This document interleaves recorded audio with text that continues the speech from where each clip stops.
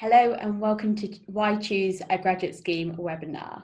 This has been created to ensure that you're choosing the best career path for you after your time at university, and has been produced following research from the Bright Network, which suggested that only 1 in 4 students knew the difference between a graduate scheme and an entry-level role, and a further 23% didn't know the difference between the two. So after this research, we went out to universities and the students to find out the questions that you wanted to know, and we're going to put them to our graduates here. So firstly, just to introduce us all, I'm Sabina. I'm part of the Reed Graduate Scheme team. I've been at Reed for 3 years. I joined as in an entry-level role. I'm someone that didn't know the difference between the two. But after a year and a half, I moved into the graduate scheme, and I'm still on it today. Okay, hi, I'm Dylan. I'm on my first year of the graduate scheme. I'm currently an employment advisor for Reed in Partnership. Obviously, I've only been here for, I think it's about 10, 11 months now. So going into what would be the second year in the next couple of months. I'm going to be there. I'm working for Reed Online as the customer success manager. I think I've been here for about 2 years now. I'm going to start my 3rd year in the next couple of weeks, actually. So, yeah. Hi, I'm Ross Townsend. I'm a senior consultant in the technology division in Manchester. I've just celebrated my 2nd year with Reed a couple of weeks ago. Again, joined in an entry-level role. I moved into the grad scheme about 3 months in. So just finishing up my 2nd year now. So to get into the questions, the question we're all here for, why choose a graduate scheme, and what is the difference between a graduate scheme and an entry-level role to you? For me, I found the difference that an entry level can be a bit more of a straightforward path. It might be a bit more direct and not give as many options, whereas a graduate scheme usually has that more variety to it. You can rotate, you can try different things, sample different areas, which opens up your options if you aren't quite sure on maybe a direct career line yet. I think the other thing, kind of following on from what Dylan said, I think for me it was obviously the options, but also the support as well. Because I feel like starting as a graduate, I got a lot more support than I saw with the peers around me who'd maybe started an entry-level role. And for me, that was really essential because I'd just come out of university and I wasn't very sure of what I was doing and how I fit into that world of work. That was quite nice to have.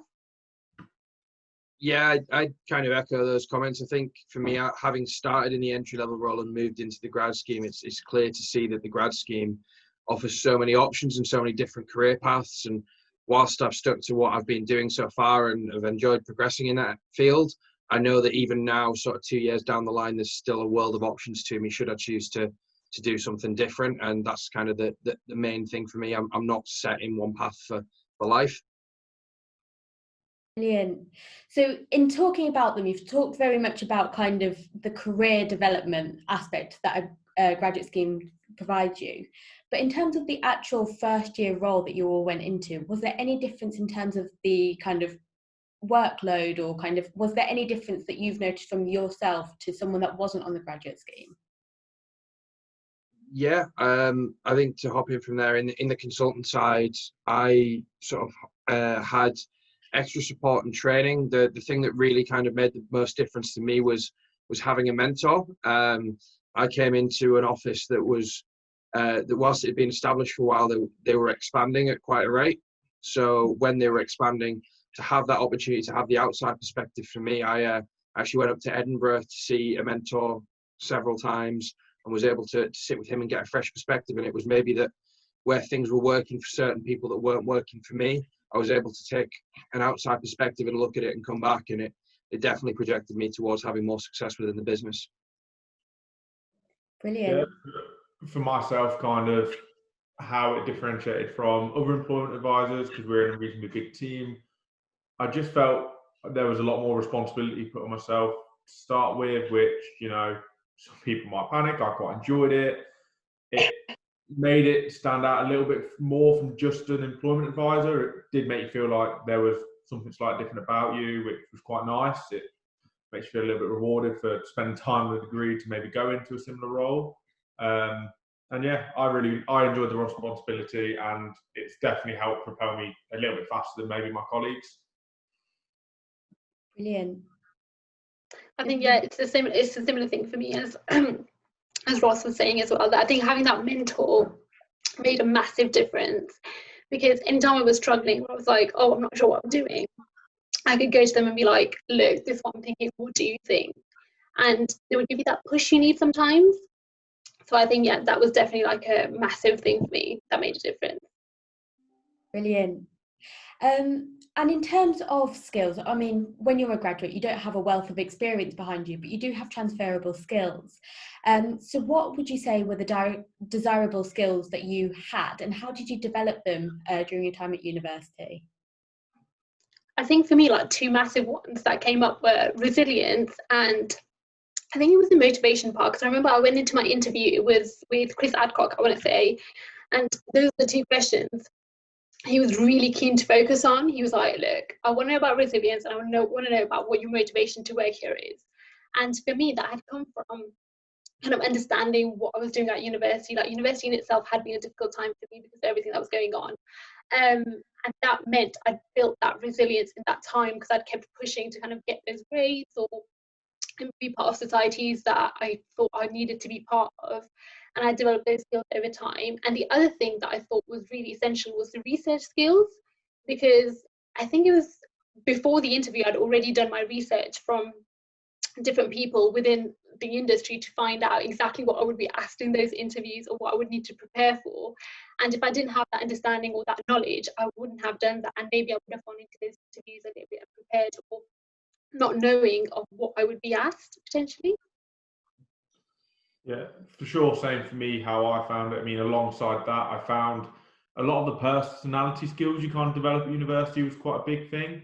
So for me, you can kind of, I felt like I put across the sociableness, like being able to talk to people. The fact, to be quite frank, you can multitask, you can get a high grade in your degree whilst also enjoying your time was quite a nice thing to be recognised, because it was a lot harder than it sounds. And I felt like they looked at you as a person quite a bit in the experiences you've had. Yeah, I think for me, I'd very much echo the personality-based stuff. I think the role I'm in particular is all about networking and getting to know people, and it's a lot of having conversations with people and trying to be able to get along with anyone. But I think that combined with, I think organisation was the other key skill for me. And I remember that sort of the thing that I transferred most was kind of my last 6 months at uni, organising my time to make sure I got my dissertation done. I got everything done in terms of studying for exams and got final essays in and things like that. Transferred heavily when it came to planning my day here. So it's a little different in terms of I operate day by day here, and my plans are a bit more flexible, but I had to adapt that. But I wouldn't have been able to do that without the planning that came from university, and I think it's fit really well for me. Brilliant. So now that you've been on the scheme, I mean, some of you are in your second year, going to your third. Dylan, you're in your first, going to your second. But what would you say, or what advice would you give to maybe a past self that was applying from university? Demonstrate more than just necessarily your career experience. Obviously, that's crucial that you show off your work experience, but you want to show everything you did outside of it. I personally don't think my work experience got me the role. I think the work I did at university with my workers in the society I was in, for example, or the external bits I did, sports, etc., I felt like it developed me more as a person, and that was just as important as the experience you've had in your career. So don't get too obsessed with, I've only had a year's in industry, for example, or you've had no year in the industry.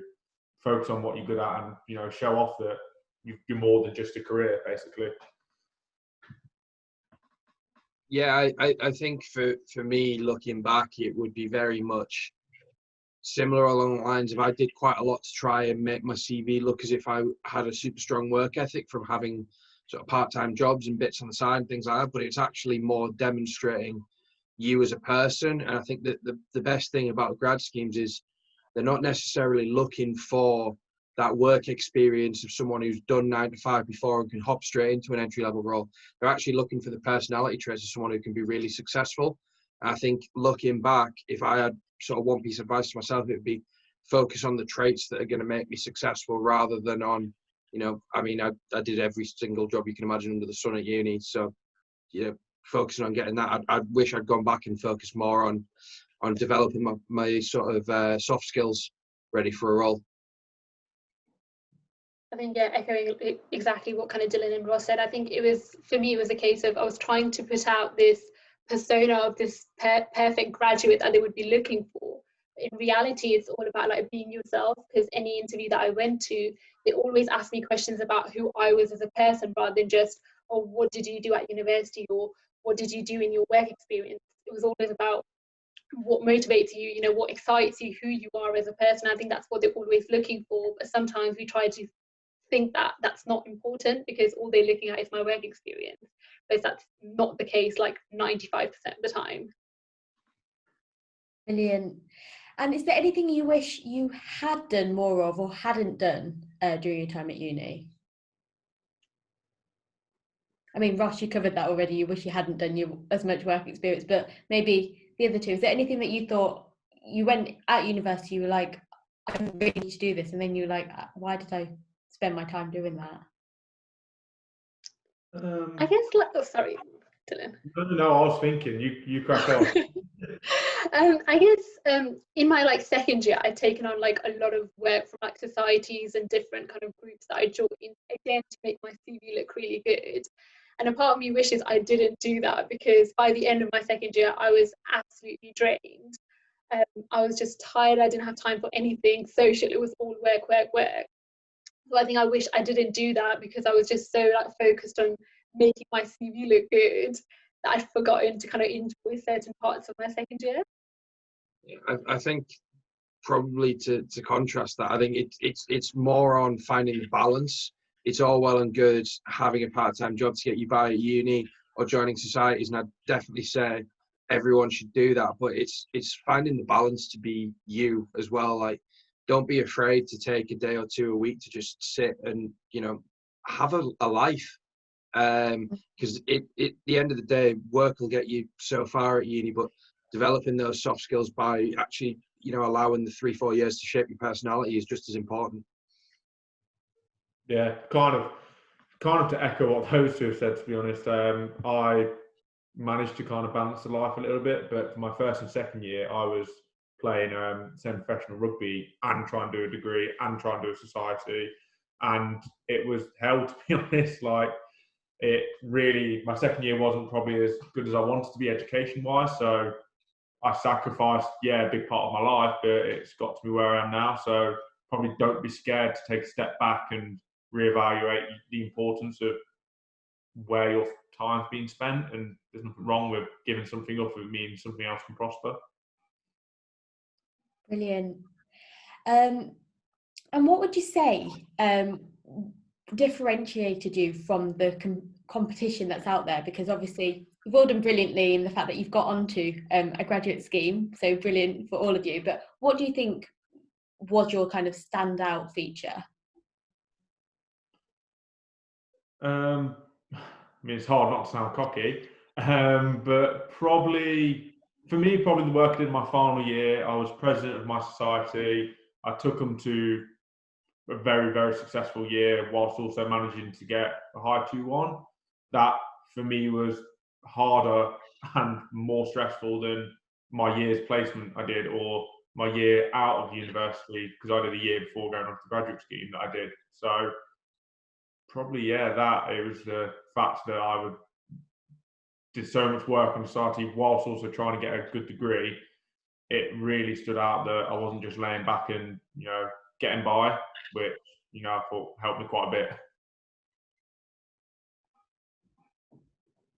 I think for myself, it probably was more along the lines of just trying something different. I mean, my sort of route to the graduate scheme, obviously I came in off the entry level role, so I then interviewed for the graduate scheme once I started.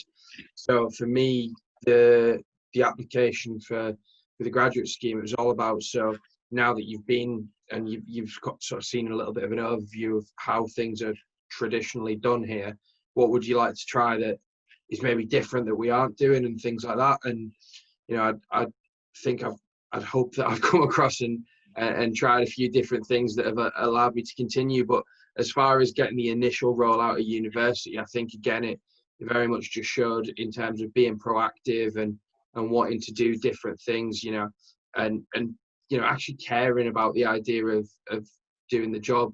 You know, being passionate when you came into the interview about why you wanted to work there, which I think you said yourself, Navida, like you had that in the interview. I think we all had similar questions, and just being able to show a demonstrable passion for why you want to work here is going to get you a long way.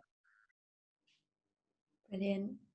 I think for myself, it was partly like my placement year, because it was a very tough time, because I ended up moving from one company to another because of everything that was going on with the company I was working for. They closed down, they moved me to another one. And because of that, I developed a lot of like adaptability, a lot of resilience, and that's something I could talk about in my interviews. And then obviously everything Ross said around kind of personality and bringing that into the interview, because I went in thinking I was going to be this, you know, perfect graduate person. But when I sat down and spoke to, I think it was Sadkar, I just opened up. He was asking me all these questions. We just had a chat. It wasn't even an interview at that point. And it was in that I realised, okay, this definitely went quite well. And I think, again, it was my ability to be so open to him and just being so honest about why I was motivated and what I wanted to do in the future as well. Yeah, I definitely think the honesty trait, as Nabila's just said, is massive. Like, it just makes it personable. Doesn't make it feel like you're talking to, you know, a robot. It makes it feel like, yeah, you are talking to a person, and it's just far more relatable. So yeah, I think that's a really good point from Nabila. I fully agree with that, and just coming in and being yourself.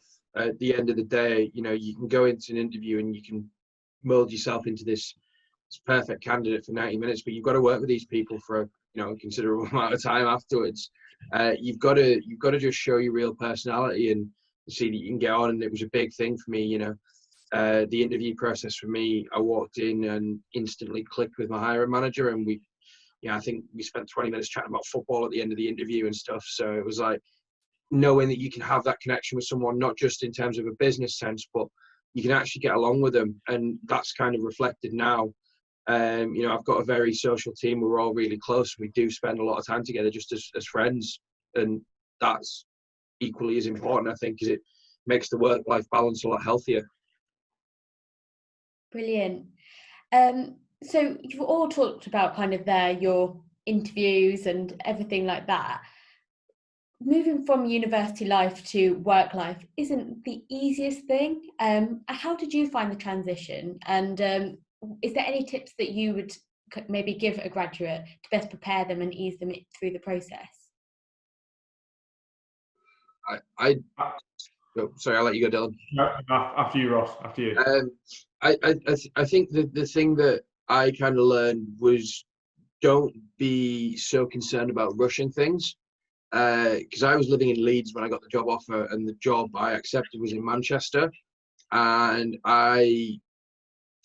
even though Reed were very accommodating, gave myself a very ambitious start date in terms of dropping everything and moving over to Manchester and finding a place to live and things like that. And whilst everyone at Reed was super supportive, they were helpful, gave me references to get sorted for a house and things like that, which was great. I did turn around to myself and go, have I really just dropped my entire life in a week and moved, you know, to another city? It wasn't the smartest move on my part. You know, don't be afraid if you're going to go on a grad scheme. I know a lot of people move cities and things like that to be where they want to be. You know, give yourself the time to set up a proper life, because that is equally as important that you're happy in your home life. And, you know, I love Manchester. I've had a great time here, but that first week was stressful. I bet. Yeah, kind of, as Ross said, just the transition can be hard, especially if you haven't really worked. Some people go for university not working because they're focused on the studies. Just make sure you know when to work, and sounds silly, but when not to. So don't be sat there thinking, because I'm a graduate, because I've got this title as maybe someone that's coming at a slightly higher level, or people look at you slightly different because you're a graduate. Don't be thinking all of that. Just think, okay, get the job done, do what you can. Don't rush it. Things will come slowly. But then just make sure you know how to switch off, because I know a lot of people that I've known have took their work home and carried on because they're a graduate. They feel like they need to do that extra mile. And there's always a sense of obviously going that extra inch, but you've got to look after yourself first, kind of as Ross said. If you're not happy in your home, not happy out of hours, you're going to hate your 9 to 5. So, yeah, I'm so guilty of that. First few months, I was super guilty of that. I just wanted to impress. I'd finish work, I'd go home, I'd take a sign in on my laptop or whatever it was, and no one was asking me to do it. There was no pressure. I was just doing it off my own back. But then since I've started doing other things instead and actually giving myself hobbies and a bit of time and a bit of a life, I'm actually performing way better than I was when I used to try and do extra work and things like that. So it just shows that, like, you know, having the right work-life balance makes all the difference. Yeah. I think, like, following on from both of that, it's about having like that honest conversation with your manager as well. So kind of when you first start, just having that conversation with them. Look, I've just started, it's my first role, you know, I've just graduated. What are your expectations from me? These are my expectations from you. And kind of setting those like straight away. So again, you can get that work-life balance. You know what you need to do. So if they say, you know, expect to work till 5, you know, that's it. You don't need to think, oh, I'm a graduate, I need to take that work home and, you know, push it a little bit harder, because that's not expected of me and I don't need to do that. And that's what I did, I think, with my manager in my first week as well. And that really helped me, because I felt like, again, I could be open with her. And if there was something going on in the first few months where I was struggling with something, I would ask her questions and be like, look, I don't know what I'm doing here. Can you help me out? And that made that transition a little bit easier. So I didn't feel like I was all alone in this. Brilliant. And that's some really good tips for someone that wasn't or is coming from university and hasn't worked before. But just thinking back at your time at university, back on the graduate scheme, what have been some of the best moments that you've had kind of in the scheme or during your time at Reed? During the scheme, I think the things being, we've sort of met up and had things together down at the Manor for Reed, and, you know, you network with the graduates and you build connections that are meaningful, and it's fantastic because, you know, I've got friends all over the country now from that. As far as kind of in terms of Reed goes, my division actually had a conference for the first time this year in January, and brought, I think there was 100 and something of us together, all in Manchester, which was great. And we got like this huge network of people together. But the thing was, we spent sort of part of the time focused on the division and how it could go forward. And, you know, the senior sort of team there did a real good job in terms of allowing us all to contribute, and we've helped shape, you know, how we think things should go forward. And that's been fantastic. But then at the same time, we had the social element, and it's great because now collaboration's through the roof. You know, there's not a single person in my division anywhere in the country that I feel afraid to push the call button to and have a chat with. I feel like I could just call anyone and just, you know, ask them about anything. It's great. And that, for me, that level of networking and encouraging people to be involved and to collaborate has been fantastic, and it's only helped us grow. Yeah, as Ross said, the communication and just the opportunity. So I know I've been obviously on it a lot less than both of you, but for me, it feels like I've done loads in such a short space of time. But probably my best memory so far is getting the opportunity to go down to Amelia Street, meet with the director of HR, director of leadership and management, director of learning and curriculum, and really getting that exposure to not just, you know, the different sections of the business, to the leaders of that section. And that was amazing. That was awesome, seeing how they run it from kind of top down, which, you know, usually 90% of the time you look at it from bottom up. So that was a hell of an experience. I think for myself, it was, I think, a few things that kind of stick out to me is sitting down with, like, say, Alec Reed, to be able to talk about the ideas that I've had for the business, or things I've thought of that could be improved. I think that's a great opportunity, and I know not a lot of companies do that, to sit down with, you know, the founder of the company and have that kind of conversation. So I think that was something that I really enjoyed. I guess the ability to do a qualification that I actually completed in March as well. That was really useful, because I never thought, again, a company would sponsor that. But the fact that we sponsored that, I was able to kind of go out and do it in work time. I didn't have to take any annual leave. I could just go and do that qualification, which is going to help me towards my role now. Is, again, something I've really enjoyed doing. And then overall, some of the stuff that Ross and Dylan said around, I guess, making friends. A lot of times when you talk about Reed, everyone's like, oh, I've made loads of friends here, I've met a lot of people that I really get along with. And you think, oh, is that even possible? When you start working for Reed, you really do see that coming through, as I've met some amazing people that I don't just see as colleagues anymore. They're actually my friends that I can go to for other things as well, which is really nice to have. Yeah, definitely. I think anyone you bump into from Reed will say it's the people that have made kind of Reed what it is. So in terms of well, I was going to say for those that have rotated, it's only you, Nabida, that's rotated. What was your favourite rotation, and why have you chosen to rotate? So I obviously did my first year as a recruitment consultant. I liked it. It was a lot of fun. It was really different, but I knew it wasn't me. Like I felt like in that role I was pushing a lot harder, and I was just constantly pushing and pushing, and something wasn't working for me, and I don't know what it was. So I actually spoke to my mentor that was provided to me by Reed, and I was like, look, I'm not sure what's going on, but this just isn't working for me. And he said, why don't you look at your other options? And then literally I think it was July last year that I got my list of rotations that were possible for me. I saw like a list of 25 roles, and I was like, that's so many options, I don't know what to do with this. Again, I sat down with my mentor to kind of choose 5 roles that I was interested in. I applied to kind of all 5, and then I chose to do this one, which I'm in now as a customer success manager. And I have to say, this is my favourite role. I think it really represents who I am as a person, with the kind of contact I have with my customers, the contact I have with my colleagues. But at the same time, I think it was a sales element that kind of really I found really hard in my first year, but I don't have to do that part now, which is why I think I'm able to excel in my current role a lot more. Brilliant. Now, not to leave you out, Dylan, but I'm going to go to Ross and ask him why you didn't rotate. So why did you rotate?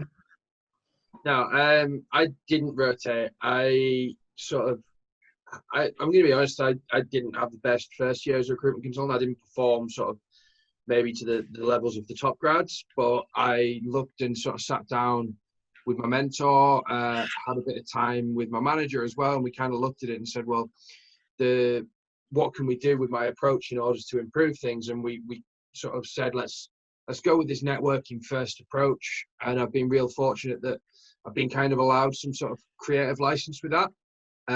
So particularly I recruit for software developers. So one of the things that I've done is create like a networking event for software developers, like a meetup that, you know, lots of people can come to, and that had never been done in Reed before. Whereas now the group that I've got is, I think it's one of the top 5 or 10, I can't remember. It's one of the larger software developer groups in the UK in terms of numbers signed up on Meetup and things like that. So that's been real fun for me, and it was one of these things where I knew that I just wanted to give it one more shot, and sticking at it, I saw that by having the attitude of kind of everything playing off long term and doing everything networking first, and not necessarily rushing everything for quick wins and easy money and things like that, I was able to build up. And sort of my last few months prior to lockdown had been my best few months since I joined the business, and you know, things are still going pretty well for me during lockdown as well, so it's been fantastic. And now that I am where I am, I can't really see myself doing anything else now that I've kind of progressed through this. I know that this is what I want to do, and I want to move sort of up the chain in this career path rather than going anywhere else. And by having that network and that team around you that supported you, that I definitely wouldn't have got without the grad scheme, I was able to kind of create something that I really enjoyed doing. Yeah, and it was definitely worth it for you to kind of stick with where you are. So it's and it's a big challenge as well. I mean, for you to kind of go against everything that you're maybe experiencing, to say that's saying this maybe isn't for you, and to stay there, and it's really paid off for you. So it's a real credit to you that you've done that. Thank you. Now that goes on very nicely to the next question, which is, what's the biggest challenge that you've faced and how have you overcome it? So Ross, if that's your challenge, then you don't have to answer this one, but there's individual stuff within there, but I'll let the others go first and then go from there. I mean, for myself, I've been quite lucky where it's been quite a smooth journey. So big challenge was starting with absolutely no one. So most people come in as an employment advisor, and they maybe get someone's old caseload. They get all of their members, which be 40 to 50.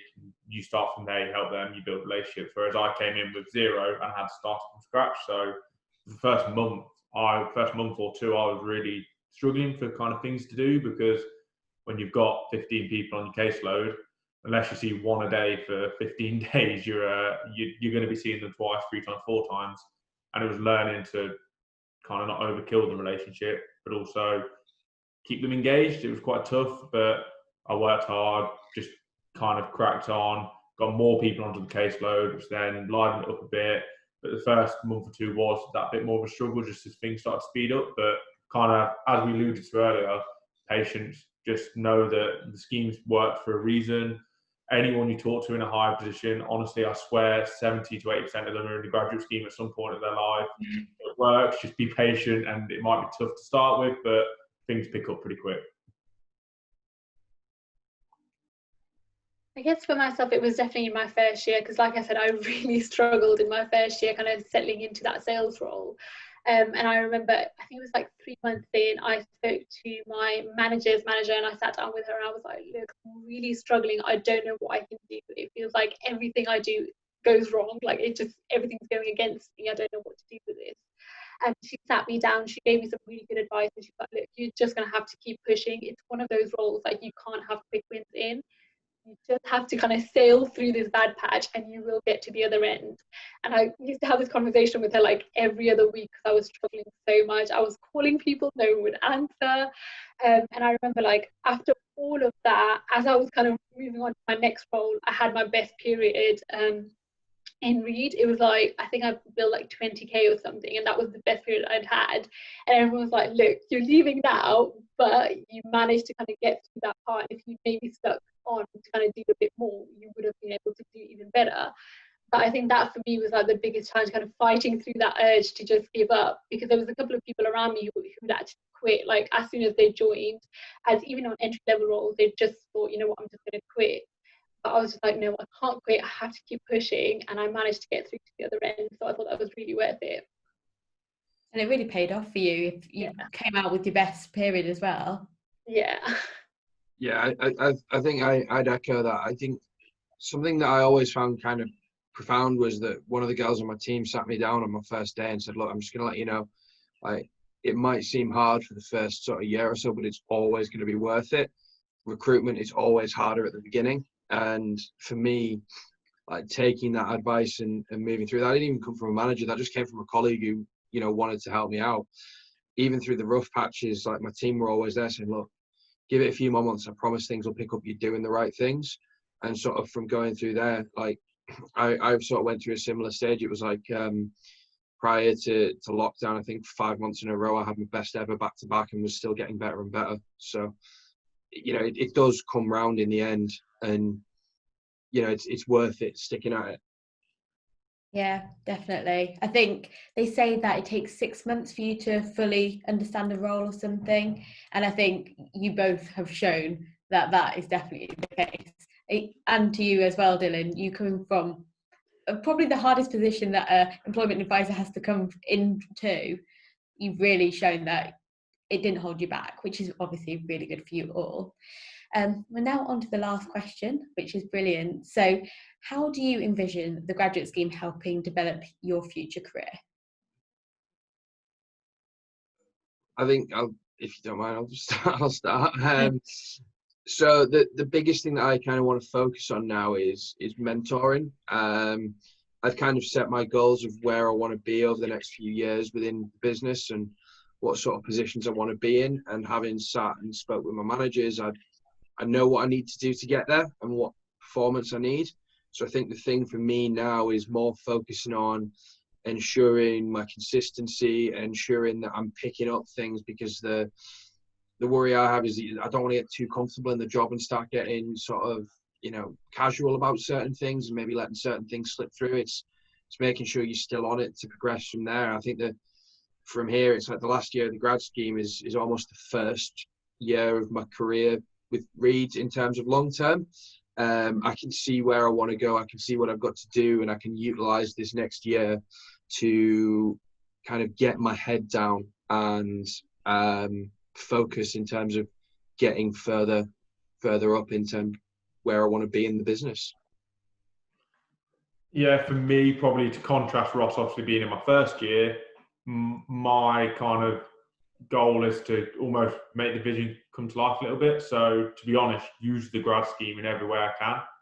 So fingers crossed on these rotations coming up. For me, probably my goal is to lean towards more the kind of HR side, learning development, if possible, but also use the professional qualification. That's a big thing, and use all the other stuff that Reading Partnership has that you might be able to get a bit of an early look in being a graduate. So I was invited to the Future Managers Academy, and I'm going ahead with that in September, which is going to be really cool. And it's probably something that someone in my position, it might be a little bit too early to do, but as a graduate, you are given that extra chance, and it's just, I'm just going to use all the tools I've got and fingers crossed work my way through. So, yeah. Brilliant. I think for me, I found like the industry I want to be in. So obviously I work in customer success, so I know I want to kind of remain within that. I think I'm going to spend kind of the next few months or the next year of my graduate scheme figuring out what that pathway looks like. So right now I'm a customer success manager. Do I want to kind of take that further to be senior, head of? What does that next step look like for me? So I think that's what I want to focus on next, and kind of use the qualification I've done in project management to take on some of the projects that we have going on in Read Online right now. Make sure I'm still kind of developing other skills at the same time, because I don't like to kind of box myself into one thing. So at the same time, I'm still going to be open to other opportunities, but do definitely want to take that next step within customer success.